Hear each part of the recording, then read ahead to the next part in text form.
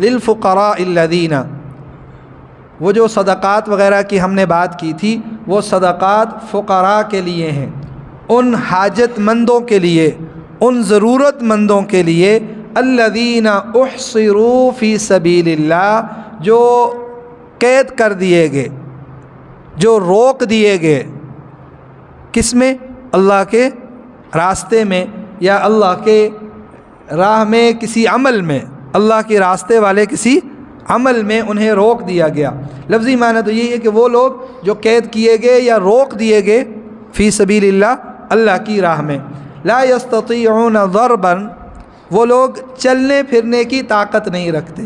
لا یستطیعون، وہ طاقت نہیں رکھتے۔ استطاعت اردو کا لفظ ہے، استعمال ہوتا ہے، عربی کا ہے، اردو میں استعمال ہوتا ہے بہت زیادہ۔ ہم طاقت اور استطاعت نہیں رکھتے، صاحب استطاعت یہ لفظ بولے جاتے ہیں نا اردو میں ہماری، تو یہ اسی سے ہے۔ لا یستطیعون، وہ طاقت اور قدرت نہیں رکھتے، کس کی؟ ضربا، چلنے پھرنے کی، فی الارض، زمین میں۔ یحسبہم الجاہل اغنیاء، اور ان کا ظاہری حال یہ ہے کہ جو جاہل لوگ ہیں وہ انہیں غنی شمار کرتے ہیں، وہ سمجھتے ہیں کہ یہ بڑے مالدار ہیں، انہیں کسی چیز کی ضرورت نہیں ہے۔ کیوں؟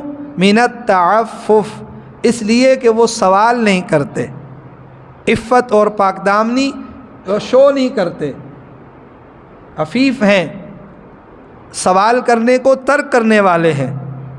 عفت، عفیف وہی ہے نا جو گناہ کو اور اس چیزوں کو ترک کرنے والا، تو وہ من التعفف، وہ سوال کرنا انہوں نے چھوڑ دیا، تو لوگوں کو لگتا ہے کہ وہ کیا ہیں؟ یحسبہم الجاہل اغنیاء۔ قربان جائے اللہ تعالیٰ کی ذات پر، لفظ کیا بیان کیا؟ یحسبہم الجاہل۔ جو ایمان والا، سمجھدار ہوگا، علم والا ہوگا، شعور والا ہوگا، وہ ایسا کبھی بھی نہیں سمجھے گا۔ جو جاہل لوگ ہیں، جن کا اللہ کے ساتھ اور اللہ والوں کے ساتھ تعلق نہیں ہوگا، وہ انہیں کیا سمجھتے ہیں؟ اغنیاء، غنی، مالدار، انہیں کسی چیز کی ضرورت نہیں ہے۔ وہ ان کے سفید جو ہے نا کپڑوں سے اور صاف ستھری جو ہے نا لباس سے وہ انہیں سمجھتے ہیں، یہ بھی کسی سے مانگتے بھی نہیں ہے، کبھی انہوں نے ہم سے سوال نہیں کیا، اس کا مطلب ہے کہ یہ کیا ہے؟ بہت مالدار ہے، مال والے، پیسے والے ہیں۔ تعرفہم بسیماہم، اے مخاطب آپ انہیں پہچان لوگے، بسیماہم، ان کے چہروں سے، آپ انہیں پہچان لوگے کس سے؟ ان کے چہروں سے۔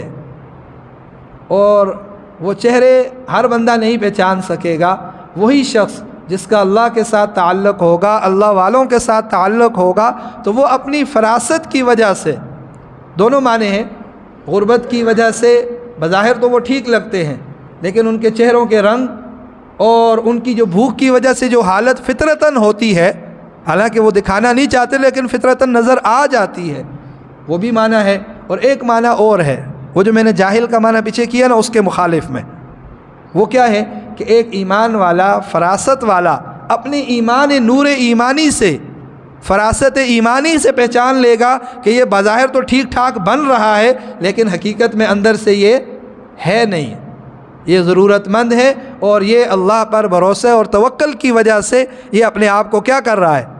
ٹھیک دکھا رہا ہے، لیکن وہ اپنے نور ایمانی کی وجہ سے اسے کیا پہچان لے گا؟ یا یوں کہیں پیچھے جاہل کا لفظ ہے تو اس کے مقابل میں کیا ہوگا؟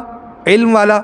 تو جو علم والے لوگ ہوں گے وہ انہیں پہچان لیں گے کہ یہ دراصل ایسے ہیں نہیں ہیں جیسا یہ دکھاتے ہیں۔ لا یسألون الناس الحافا، اور ان کی ایک صفت یہ بھی ہے کہ وہ سوال نہیں کرتے، لا یسألون الناس، لا یسألون، وہ سوال نہیں کرتے، الناس، لوگوں سے، الحافا، لپٹ کر، لحاف ہوتا ہے نا، لحاف اور رضائی، لحاف اوڑھنا بچھونے والی جو چیزیں ہیں وہ والا، الحافاً، لپٹ کر، تو وہ بھی لپیٹا جاتے ہیں نا، چادر اور رضائی کو کیا کر لیتے ہیں ہم اپنے اوپر چاروں طرف سے لپیٹ لیتے ہیں، تو وہ لوگوں سے سوال نہیں کرتے، ان سے لپٹ لپٹ کر، اگر کہیں ضرورت کے لیے کچھ کہیں بھی تو وہ چھپے لفظوں میں کہتے ہیں، دبے لفظوں میں، اشارے کنایوں میں، صراحتاً ایک دوسرے کسی کی ٹانگ پکڑ کر، ہاتھ پکڑ کر زبردستی اسے سوال نہیں کرتے ہیں۔ وما تنفقوا من خیر، وہی پچھلی بات دوبارہ اللہ نے دہرائی ہے ما تنفقوا من خیر، جو کچھ تم مال خرچ کرتے ہو، فإن اللہ بہ علیم، اللہ اسے کیا کرتے ہیں؟ پیچھے بھی اللہ نے ہر خرچ کے بعد یہ بات کہی تھی، اللہ تمہارے ان اعمال سے باخبر ہے، اللہ تمہارے ان اعمال کو دیکھ رہا ہے، علیم ہے، جاننے والا ہے، فیجازیکم، پس وہ تمہیں اس کا بدلہ بھی دے گا اور اسے ضائع نہیں کرے گا۔ اچھا، اب یہ دیکھیں، پیچھے صدقات میں ہم نے گزشتہ آیت میں یہ پڑھا تھا کہ وہ ضرورت مند، حاجت مند کافر ہی کیوں نہ ہو، اسے نفلی صدقہ دیا جا سکتا ہے، یہ پڑھا تھا نا پچھلی آیت میں، لیس علیک ھداھم ولکن اللہ یہدی من یشاء، تو اس میں کوئی ہدایت یافتہ ہونا شرط نہیں تھا، غیر ہدایت یافتہ کو بھی اگر ضرورت مند ہے تو وہ انسان ہے، اللہ کی مخلوق ہے، اللہ کے بندوں میں سے ہے، اس لیے اسے بھی آپ اپنے مالوں کے خرچ کریں تو اللہ اس پر بھی اجر دیں گے، اللہ تمہارے اعمال کو، نیتوں کو جانتے ہیں۔ یہاں پر خاص طور پر کچھ لوگوں کی طرف اشارہ کیا ہے جو عام لوگوں سے خفیہ، میں نے پیچھے وضاحت میں کچھ نہ کچھ اس کے بارے میں ذکر کر دیا، وہ لوگوں کو نظر نہیں آ سکتے، ہر بندے کو نہیں آتے، ہاں کوئی علم والا، خاص ایمانی کیفیات والا ہے تو وہ ان کو دیکھ کر پہچان لیتا ہے، ان کی قدر اور منزلت بھی جانتا ہے اور ان کی کیفیت اور حالت سے بھی وہ واقف ہو جاتا ہے۔ تو ان کے لیے اللہ تعالیٰ نے کچھ نشانیاں بتائی ہیں کہ کچھ لوگ بہت خاص ہیں اور تمہیں اپنے مال ان پر خرچ کرنے چاہیے۔ اللہ وہ کون لوگ ہیں؟ وہ لوگ الذین احصروا فی سبیل اللہ، پہلی نشانی ان کی یہ ہے کہ انہوں نے اپنے آپ کو اللہ کی راہ کے لیے وقف کر دیا ہے۔ انہوں نے، پہلی علامت کیا ہے ان کی؟ آپ بھی اب علم والے ہیں، آپ بھی ان کو پہچانیں گے اور ان کو ڈھونڈ کر اپنے مالوں کا مستحق سمجھ کر اپنی مالوں کو ان پر خرچ کریں گے تو پھر آپ بھی اس کا اجر اور بدلہ بھی اللہ کی طرف سے دیکھیں گے۔ ان کی پہلی نشانی یہ ہے ان فقراء اور ان فقراء کی، ان ضرورت مندوں کی، کہ وہ کیا کرتے ہیں؟ الذین احصروا فی سبیل اللہ، انہوں نے اپنے آپ کو اللہ کے کام کے لیے وقف کر لیا، انہوں نے اپنے آپ کو اللہ کے لیے وقف کر دیا، اس طرح وقف کیا ہوا ہے۔ دوسری علامت ان میں یہ ہوگی لازماً ان کی وقف کی وجہ سے کہ لا یستطیعون ضربا فی الارض، وہ زمین میں معاش اور اپنے جو کھانے کی ضروریات ہیں، اپنی زندگی کی ضروریات کے لیے چلنے پھرنے کی ان کے پاس فرصت اور طاقت نہیں ہے۔ ایک صورت یہ کہ ظاہری طاقت نہیں ہے، اور ایک یہ طاقت تو ہے، بالفعل تو ان میں ہے، اور نہیں بالقوت ان میں ہے چلنے پھرنے کی طاقت، لیکن بالفعل وہ اس میں مشغول نہیں ہے، بالفعل عملاً وہ اس میں مصروف نہیں ہے، وہ زمین میں چلنے پھرنے سے عاجز ہیں، اگرچہ ان میں قوت ہے لیکن وہ ایسے کام میں مشغول ہیں کہ جس کی وجہ سے اگر وہ چلنا پھرنا شروع کریں، اپنی معاش اور معاشرت کے لیے اور ضروریات زندگی کے لیے بازاروں میں جائیں گے تو وہ جو احصروا فی سبیل اللہ کا مقصد ہے وہ فوت ہو جائے گا۔ تو انہوں نے اللہ کے کام کو اپنے کاموں پر، اللہ کے دین کی ضرورت کو اپنی ضرورت پر فوقیت دی ہے، ترجیح دی ہوئی ہے۔ ٹھیک ہوگی، سمجھ آئی بات؟ پہلی نشانی انہوں نے اپنے آپ کو اللہ کے کام میں روکا ہوا ہے۔ دوسری نشانی یہ ہے کہ وہ چل پھر تو سکتے ہیں لیکن چلتے پھرتے نہیں ہیں، کہ انہوں نے اللہ کے دین کی ضرورت کو اپنی ضرورت پر کیا کیا ہے؟ ترجیح دی ہوئی ہے، چل سکتے ہیں لیکن چلتے نہیں ہیں۔ تیسری نشانی یہ ہے یحسبهم الجاہل اغنیاء من التعفف، کہ وہ لوگوں سے سوال کرنے کو ترک کرتے ہیں۔ آپ انہیں دیکھیں گے کہ وہ لوگوں کے آگے ہاتھ پھیلانے والے نہیں ہوں گے، جگہ جگہ ایک ایک بندے کو پکڑ کر اس سے مانگنے والے نہیں ہوں گے، بلکہ وہ اللہ کے دیے ہوئے اس مال پر اور جو کچھ انہیں مل جائے اس پر قناعت اور رضاعت کے ساتھ اپنے کام میں مصروف نظر آئیں گے، جو کام انہوں نے پکڑا ہے فی سبیل اللہ کا وہ والا۔ میں اس کا شان نزول بھی بتاتا ہوں اور وجہ وہ دوسرا بھی ذرا صراحتاً بھی بتاتا ہوں۔ تعریفہم بسیماہم، اگلی علامت یہ ہے کہ اگر آپ کے پاس عقل ہے، اگر آپ کے پاس دیکھنے کی صلاحیت ہے، اگر آپ لوگوں کے چہرے پڑھ سکتے ہو تو تعریفہم بسیماہم، آپ ان کے چہرے سے ہی ان کا حال پڑھ لو گے، دیکھ لو گے، آپ پہچان جاؤ گے انہیں۔ اور پانچویں علامت ان کی یہ ہے، پانچویں یہ ہے کہ وہ لوگوں سے لپٹ لپٹ کر سوال نہیں کرتے، زبردستی لوگوں سے ہر حال مجبور نہیں کرتے کہ وہ انہیں دیں۔ 2 دفعہ یہ بات آئی ہے، دونوں میں فرق ہے۔ قرآن کریم کا یہ خاص طریقہ کار ہے، وہ کبھی بھی باتوں کو دہراتا نہیں ہے، ایک ہی بات 2 دفعہ نہیں کرتا، تو ان دونوں میں فرق ہوتا ہے۔ پیچھے کہا تھا کہ اغنیاء من التعفف، سوال ترک کرتے ہیں تو لوگ انہیں کیا سمجھتے ہیں؟ جاہل لوگ انہیں غنی سمجھتے ہیں، اور اگر کبھی ضرورت میں وہ اس سوال کریں بھی تو وہ کسی سے لپٹ کر نہیں سوال کرتے۔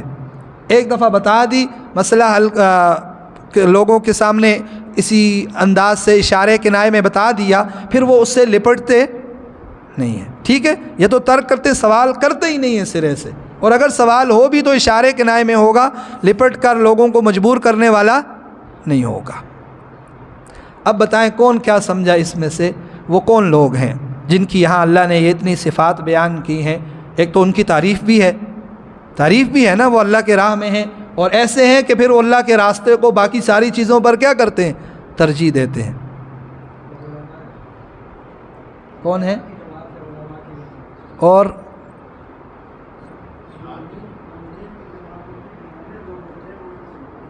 جی بہت سارے لوگ اس میں آ سکتے ہیں، ان میں سر فہرست وہ طلباء ہیں جنہوں نے اپنے آپ کو دین سیکھنے کے لیے وقف کر دیا ہے۔ اب انہیں روکھی ملے، سوکھی ملے، اچھی ملے یا کمزور چیز مل جائے، وہ اس کے اوپر اصرار نہیں کرتے، اس کے اوپر یہ نہیں کہتے کہ اچھی ہی ملے، انہیں اپنے کام سے کام ہوتا ہے، ہم نے اپنا کام کرنا ہے، علم حاصل کرنا ہے۔ اور دوسری جماعت ان میں علماء کی جو علم تو حاصل کر چکے، اس کے بعد انہوں نے اپنے آپ کو وقف کیا ہے کس کے لیے؟ دین کو سکھانے کے لیے، پڑھانے کے لیے، دوسروں تک پہنچانے کے لیے۔ تو طلباء، علماء، مجاہدین، کون؟ مجاہدین۔ اسی طرح وہ عام لوگ جو اللہ والے ہیں، اللہ پر توکل کرتے ہیں اور سوال کرنے میں اللہ سے ڈرتے ہیں، وہ بھی اس میں شامل ہیں۔ یعنی کہ ایک جماعت ہے تو باقی ساریوں کو نکال دیں، ایسا بھی نہیں ہے، سب شامل ہیں۔ کہ ظاہری بات ہے ایک محلے میں عالم علماء طلباء ہیں، دوسرے میں کون ہوں گے؟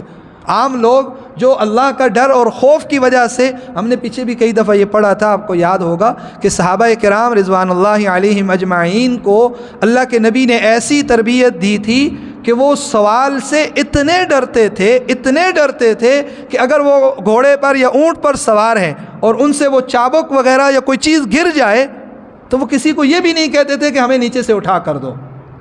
کیوں؟ اللہ کے نبی نے ان کے سامنے سوال کرنے کی اتنی مذمت کی تھی، اتنا برا بتایا تھا کہ وہ اس کو بھی کہتے تھے کہ یہ بھی بہت برا ہے، حالانکہ مراد اصل سوال وہ مال، پیسہ اور دوسروں سے اپنی طاقت کے ہوتے ہوئے بھی دوسروں سے کیا کرنا؟ مانگ کر جو ہے نا، مانگ تانگ کر کھانا پینا، وہ ممانعت تھی۔ یہ چیزیں تو ایک اخلاقی چیزیں ہیں، لیکن صحابہ اس سے بھی بچتے تھے، اتنا سوال سے وہ ڈرتے تھے۔ تو آج بھی وہ لوگ جو علم والے ہیں، جو اللہ سے ڈرتے ہیں، جنہیں اللہ کے نبی کی وہ احادیث معلوم ہیں، تو وہ سوال سے کیا کرتے ہیں؟ اگرچہ ان کی ضرورت ہے لیکن وہ سوال نہیں کرتے۔ تو اس لیے آج کے سبق میں ہم نے بھی یہ سیکھا ہے کہ آپ اپنے محلے میں جس جگہ آپ رہتے ہیں وہاں قریب میں رہنے والے علماء اور طلباء کی ان میں یہ علامات ڈھونڈیں اپنی فراست ایمانی سے، اور پھر ان کے ساتھ اپنا تعاون ضرور کریں۔ آپ نظر آئیں گے وہ پورے سفید لباس میں، سر سے لے کر پاؤں تک سفید پگڑی ہے، سفید رومال ہے، سفید سوٹ ہے، اور پاؤں میں بھی سفید جرابیں ہیں، سر سے لے کر پاؤں تک وہ سفیدی میں، اور ایسے پاک صاف نظر آتے ہیں کہ جیسے ان سے غنی کوئی بڑا ہے ہی نہیں، ان سے بڑا کوئی امیر ہے ہی نہیں۔ لیکن حقیقت حال کا معلوم کرنا یہ ہر مومن کی ذمہ داری ہے۔ وہ لوگ جنہوں نے اللہ کے لیے خود کو کیا کیا ہوا ہے؟ وقف کیا ہوا ہے، ان کی ضروریات کا معلوم کرنا کس کی ذمہ داری ہے؟ یہ جو شروع میں لفظ ہے نا للفقراء، اس میں لفظ معذوف ہے، پیچھے والا الصدقات للفقراء، کہ وہ جو صدقات ہیں نفلی وہ فقراء کے لیے ہیں، یا بعض علماء نے لکھا ہے کہ اس کا مبتدا یہ ہے، اس کے جو پہلے کا ابتدائی لفظ ہے وہ یہ ہے کہ ان کا حق تم پر واجب ہے، ایسے فقراء کا حق تم پر واجب ہے۔ تو حق واجب ہو اور واجب کا ترک کر دے انسان تو پھر وہ کیا ہوتا ہے؟ گناہگار ہوتا ہے۔ تو ہر مسلمان کو چاہیے کہ وہ کیا کرے؟ ایسے لوگوں کو تلاش کرے اور ان کا حق ادا کرے۔ ٹھیک ہوگی پہلی آیت پوری طرح؟ تو اس سے مراد علماء بھی ہیں، طلباء بھی ہیں، ضرورت مند اور اللہ پر بھروسہ کرنے والے وہ لوگ بھی ہیں جو سوال نہیں کرتے ہیں، اور اسی طرح جو مجاہدین ہیں اللہ کی راہ میں۔ اس کا شان نزول جو ہے وہ بہت سارے واقعات کو ذکر کیا گیا ہے، لیکن ایک ان میں بہت زیادہ قریب ہے اور بہت زیادہ اہم، جسے علماء نے زیادہ بہتر قرار دیا اور قریب از معنی قرار دیا، وہ یہ ہے وہ لوگ جو جہاد میں زخمی ہو گئے۔ وہ کیا ہو گئے؟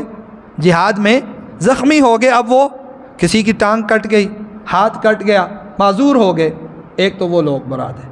دوسرا وہ لوگ مراد ہیں، ایک حدیث میں آتا ہے ان لوگوں کی حدیث اس آیت کے شان نزول میں کہ اس سے مراد اصحاب صفہ ہیں۔ اس سے مراد کون ہے؟ اصحاب صفہ۔ وہ میں نے طلباء کہہ دیا، اور اللہ کے نبی کے زمانے میں وہ کیا کہلواتے تھے؟ اصحاب صفہ۔ وہ چبوترے والے، وہ مہاجرین جنہوں نے اللہ کے لیے اپنا گھر بار مال دولت چھوڑا تھا اور مکہ سے مدینہ ہجرت کی تھی، اور پھر بس اللہ کے نبی کے در پر پڑ گئے تھے کہ دین ہی ہماری سب کچھ ہے، دین ہی ہمارا سب کچھ ہے۔ حالانکہ وہ مکے میں مالدار بھی تھے، کاروبار والے تھے، دکانوں والے تھے، اپنے گھر بار والے تھے، لیکن انہوں نے کس لیے چھوڑا سب کچھ؟ احصروا فی سبیل اللہ۔ انہوں نے اپنے آپ کو اللہ کے لیے اور اللہ کے دین کے لیے کیا کر دیا؟ وقف کر دیا نا، ایمان پر۔ بھئی ایمان ہے تو ایمان ہے، بس ایمان ہی ایمان ہے، باقی اس کے لیے کچھ بھی چھوڑنا پڑے چھوڑ دیں گے۔ تو یہ لوگ ہیں وہ۔ اور آخر میں پھر وہی بات اللہ نے دوبارہ کہی ہے کہ اللہ تمہارے اعمال کو جانتے ہیں، تمہارے بدلہ بھی دیں گے۔ الذین ينفقون اموالهم باللیل، جو لوگ، یہ وہی بات ہے، اس میں صرف تقریباً ترجمہ یہ دیکھیں، الذین ينفقون اموالهم، جو لوگ مالوں کو خرچ کرتے ہیں، باللیل، رات میں، والنہار، اور دن میں، سرًا، چھپا کر، وعلانیۃً، اور ظاہر کر کے، پیچھے بھی گزرے نا یہ لفظ، سرًا چھپ کر، خفیہ طریقے سے، اور علانیتاً لوگوں کے سامنے، لوگوں کے آنکھوں کے سامنے، اعلانیہ طور پر۔ فلہم اجرہم، ایسے وہ لوگ جو مال یعنی مراد یہ ہے ہر طرح مال خرچ کرتے ہیں، نہ دن دیکھتے ہیں نہ رات دیکھتے ہیں، کہ اگر ضرورت ہے تو اعلانیہ خرچ کرتے ہیں، ضرورت ہے تو خفیہ خرچ کرتے ہیں، جب دیکھتے ہیں ضرورت ہے وہ مال اپنا کیا کرتے ہیں؟ ہر حال میں خرچ کرتے ہیں۔ فلہم اجرہم عند ربہم، تو ان لوگوں کے لیے ایک خوشخبری ہے، کیا؟ ان کے لیے اجر ہے، عند ربہم، ان کے رب کے ہاں، ان کی جو انویسٹمنٹ ہے، ان کا جو سرمایہ ہے وہ محفوظ ہے، اور ایسی جگہ محفوظ ہے جہاں نقصان کا کوئی اندیشہ ہی نہیں۔ اور وہ کیا ہے؟ عند ربہم، تمہارے رب کے پاس ہے، وہاں سے تو کہیں بھی نہیں جا سکتے۔ دنیا کی انویسٹمنٹ ضائع ہو سکتی ہے، سرمایہ ضائع ہو سکتا ہے، لیکن یہ سرمایہ ایسی ذات کے پاس ہے کہ وہاں کوئی چانس ہے ہی نہیں، تمہیں اس کا ہر حال میں اس کا اجر اور بدلہ ملے گا۔ ولا خوف علیہم ولا هم يحزنون، اور دنیا میں بھی اجر ملے گا اور آخرت میں بھی ملے گا، جنت میں جانے سے پہلے بھی ملے گا۔ کون سا؟ لا خوف علیہم ولا هم يحزنون، ان پر نہ کوئی دنیا میں خوف ہوگا، نہ قبر میں، نہ موت کے وقت، نہ حشر میں۔ ایک ہے فطرتی خوف، وہ ایک الگ چیز ہے، ایک الگ چیز ہے، انسان کے ہونے کے ناطے ڈر تو ہوتا ہے، لیکن شفقت بھی ہے اور اللہ کی طرف سے امید بھی ہے، تو وہ دونوں معنی مراد ہیں، دونوں کو ملا کر خوف بھی ہوگا، لیکن انہیں قلبی طور پر یہ مطمئن ہوں گے کہ ہمیں اللہ کیا کر دیں گے؟ بخش دیں گے، ہمارے اللہ ہمیں اس کا اجر جو دیں گے جو ہم نے اعمال دنیا میں کیے ہیں۔ ولا هم يحزنون، اور نہ ہی انہیں کوئی غم ہوگا، جو پچھلے دن گزرے اچھے تھے یا برے تھے، انہیں اس پر کوئی ملال اور حزن نہیں ہوگا۔ پیچھے ہم نے یہ معنی کئی دفعہ پڑھے، خوف آنے والی بات کا ہوتا ہے، حزن پیچھے یار کل جو دن گزرا تھا بڑا خراب تھا، فلاں جو دن ہمارا مہینہ گزرا بڑا مشکل تھا، انہیں اس کا بھی کوئی غم کہ اب جو کچھ اللہ ہمیں بدلے میں دے دیں گے، اب اس کے بعد ہمیں کسی چیز کی پریشانی نہ گزشتہ کی اور آئندہ کی بھی انہیں کوئی غم اور فکر نہیں ہوگی۔ روایات میں آتا ہے اس آیت کا شان نزول میں کہ یہ آیت حضرت علی المرتضیٰ رضی اللہ تعالیٰ عنہ کے بارے میں نازل ہوئی کہ ان کے پاس 4 درہم تھے، اور انہوں نے اسے 1 درہم رات کو خرچ کیا، 1 دن میں، اور 1 اعلانیہ اور 1 خفیہ۔ اسی طرح ایک روایت ہے کہ حضرت ابو بکر رضی اللہ تعالی عنہ کے بارے میں ہے کہ ان کے پاس 4000 درہم تھے، انہوں نے 1000 دن میں، 1000 رات میں، اور 1000 اعلانیہ اور 1000 خفیہ طریقے پر خرچ کیے۔ ایسے بہت سے واقعات ہیں جو اس آیت کے قریب قریب ہیں یا اس کے معنی میں ہیں، تو وہ سب بھی مراد ہو سکتے ہیں، لیکن اصل میں یہ یاد رکھیں حکم عام ہوتا ہے۔ حکم کیا ہوتا ہے؟ عام ہوتا ہے۔ گزشتہ جنہوں نے کیا وہ بھی شامل ہے، آئندہ جو یہ اعمال کرے گا وہ بھی اس میں شامل ہے، اس کے لیے بھی یہی خوشخبری ہے، فَلَهُمْ أَجْرُهُمْ عِنْدَ رَبِّهِمْ وَلَا خَوْفٌ عَلَيْهِمْ وَلَا هُمْ يَحْزَنُونَ۔ چاہے وہ حضرت ابو بکر ہوں، چاہے حضرت عبد الرحمن ابن عوف ہوں، حضرت علی المرتضیٰ ہوں یا حضرت عثمان ہوں، سب نے جتنے ان کے واقعات تھے ان سب کو جوڑا ہے، سب نے انفاق کیا ہے، سب نے انفاق فی سبیل اللہ اپنی حیثیت سے بڑھ کر کیا ہے، تو اس لیے وہ سب بھی مراد ہیں، اور آئندہ آنے والے لوگ بھی اس میں شامل ہیں۔ جو یہ عمل کریں گے انہیں اللہ کی طرف سے یہ بدلہ اور اجر ضرور بضرور ملے گا۔ ٹھیک ہوگی؟ دونوں آیتیں تو دونوں انفاق کے بارے میں ہی ہیں، اور خاص طور پر کچھ لوگوں کے لیے جو آپ کی نظروں سے ظاہراً پوشیدہ ہیں لیکن ایمان والوں سے خفیہ اور پوشیدہ نہیں ہے۔ اور جو کچھ مال آپ خرچ کریں گے، دن میں ہو، رات میں ہو، کسی حال میں بھی ہو، اللہ کو پھر بھی اس کا علم ہے۔ اگر آپ نے خفیہ دیا ہے تب بھی کوئی دیکھے نہ دیکھے، جانتا ہو یا نہ جانتا ہو، اللہ تو دیکھتے ہیں، خبیر بھی ہیں، خبر بھی رکھتے ہیں، علیم بھی ہیں، اور اس کا بدلہ بھی ضرور دیں گے۔